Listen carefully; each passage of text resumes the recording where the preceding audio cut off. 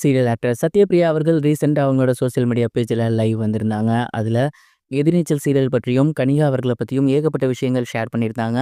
அது என்ன அப்படிங்கிற கம்ப்ளீட் டீட்டெயில் தான் இந்த ஒரு வீடியோல நம்ம பார்க்க போறோம். பிரபல வெள்ளித்திரை மற்றும் சின்னத்திரை நடிகையான சத்யபிரியா அவர்கள் சன் டிவில ஒளிபரப்பாகி வர எதிர்நீச்சல் சீரியல்ல விசாலாட்சி அப்படிங்கிற சூப்பரான ஒரு கேரக்டர் பண்ணி வந்துட்டு இருக்காங்க. இந்த ஒரு கேரக்டருக்கு ரசிகர்கள் மத்தியில மிகப்பெரிய ஒரு வரவேற்பு கிடைச்சிருந்துச்சு. பாகம் 1 தொடர்ந்து 2வது பாகத்திலையும் அவங்க நடிச்சு வந்துட்டு இருக்காங்க. இந்த ஒரு நிலையில அந்த சீரியல்ல ரொம்ப முக்கியமான கேரக்டரான ஈஸ்வரி கேரக்டர் சமீபத்தில முடிவுக்கு கொண்டு வரப்பட்டிருக்கு. மேலும் அதற்கு முக்கியமான ரீசன் கனிகா சீரியலை விட்டு விலகினது தான் அப்படிங்கிற டாக்ஸும் போய்க்கிட்டு இருக்கு. இதனால நிறைய பேரு அந்த சீரியல்ல நடிக்கிற நடிகர்கள் கிட்ட என்ன நடந்திருக்கு அப்படிங்கிற ஏகப்பட்ட விஷயங்கள கேட்டு வந்துட்டு இருக்காங்க. அந்த வகையில சத்யபிரியா அவர்கள்ட்டயுமே அத பத்தி கேட்டிருக்காங்க. இத பத்தி சத்யபிரியா அவர்கள் அவங்களோட சோசியல் மீடியா பேஜ்ல என்ன சொல்லியிருக்காங்க அப்படின்னா, கனிகா அவர்கள் சீரியல விட்டு போறாங்க அப்படிங்கிற மாரியான ஏகப்பட்ட டாக்ஸ பார்க்க முடியுது. அது உண்மதான். ஆனா நெறைய பேர் சீரியல் குழுவினர் கூட சண்டை, அவங்களுக்கு கேரக்டர் முக்கியத்துவம் குறைஞ்சிருச்சு இப்படிங்கிற மாரிலாம் பேசிட்டு இருக்கீங்க. அப்படிலாம் எதுவுமே கிடையாது. அவங்க சீரியல்ல இருக்க எல்லா மெம்பர்ஸ் கூடயுமே ரொம்ப க்ளோஸா இருந்தாங்க. எனக்கு அவங்க குறிப்பா ஒரு பொண்ணு மாதிரி. பல வருஷங்களா நாங்க அந்த சீரியல் பண்ணிட்டு இருக்கோம். அந்த சீரியல்ல எங்களுக்கும் அவங்களுக்கும் நல்ல பாண்டிங் இருக்கு. நீங்க நினைக்கிற மாரிலாம் எதுவுமே கிடையாது. அவங்களுக்கு பெர்சனலா ஒரு சில வொர்க்ஸ் இருக்கு. குறிப்பா அவங்களோட ஃபேமிலி பிசினஸ பார்த்துக்கணும் அப்படிங்கிறதுக்காக தான் அவங்க இப்ப இந்த சீரியல விட்டு போறாங்க. மத்தபடி நீங்க நினைக்கிற மாரிலாம் எந்த ஒரு விஷயமும் கிடையாது. கனிகா அவர்களோட இந்த ஒரு கேரக்டர் கம்ப்ளீட்லி முடிவுக்கு வந்துருச்சா வரலையா அப்படிங்கிறது டைரக்டருக்கு தான் தெரியும். ஏன்னா எத்தனையோ சீரியல்கள்ல இறந்து போற மாரி காமிச்சு மறுபடியும் பின்னாடி வந்திருக்காங்க.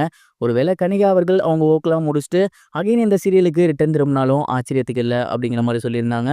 ஸோ கனிகா அவர்கள் ஈஸ்வரி கேரக்டர் எதிர்நீச்சல் சீரியல்ல பண்ணி வந்துட்டு இருக்காங்க. அந்த ஒரு கேரக்டருமே இறக்குற மாரி கொண்டு போயிட்டு இருக்காங்க. அவங்களும் இந்த சீரியலை விட்டு விலக போறாங்க. ஏற்கனவே எதிர்நீச்சல்ல ரொம்ப முக்கியமான கேரக்டர்ஸ் எல்லாமே அடுத்தடுத்து போய்க்கிட்டு இருக்க நிலையில கனிகா அவர்களும் போறாங்க அப்படிங்கிறது மிகப்பெரிய ஒரு ஷாக்கிங் ஏற்படுத்தியிருக்கு.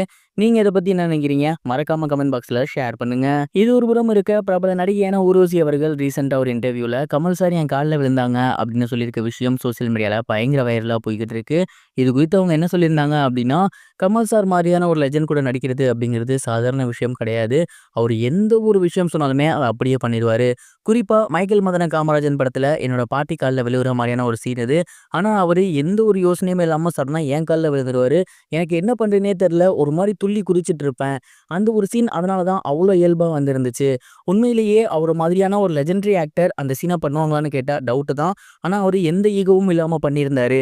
அத தொடர்ந்து அவரு கூட நெறைய படங்கள் பண்ணியிருக்கேன். அந்த பாக்கியம் எனக்கு கிடைச்சிருக்கு. கமல் சார் எனக்கு குரு மாரி. அவர பார்த்து இப்போ வரைக்கும் ஏதாவது ஒரு விஷயம் நான் கத்துக்கிட்டே தான் இருக்கேன் அப்படின்னு சொல்லியிருந்தாங்க. கமல் சார் குறித்து ஊர்வசி மேம் பேசியிருந்த இந்த ஒரு விஷயம் இப்போ சோசியல் மீடியால பயங்கர வைரலா போய்க்கிட்டு இருக்கு. உத்தம வில்லன் படத்துல கமல் சாருக்கு ஈக்குவலா ஊர்வசியுமே நடிச்சிருப்பாங்க. இவங்களோட காம்போல எந்த படம் உங்களுக்கு பிடிக்கும்? மறக்காம கமெண்ட் பாக்ஸ்ல ஷேர் பண்ணுங்க. இது வரைக்கும் கனெக்டிங் டிவிக்கு சப்ஸ்கிரைப் பண்ணனா மறக்காம சப்ஸ்கிரைப் பண்ணிக்கங்க. உடனடி அப்டேட்ஸ் பெறுவதற்கு நோட்டிஃபிகேஷன் பெல்லையும் கிளிக் பண்ணிக்கங்க.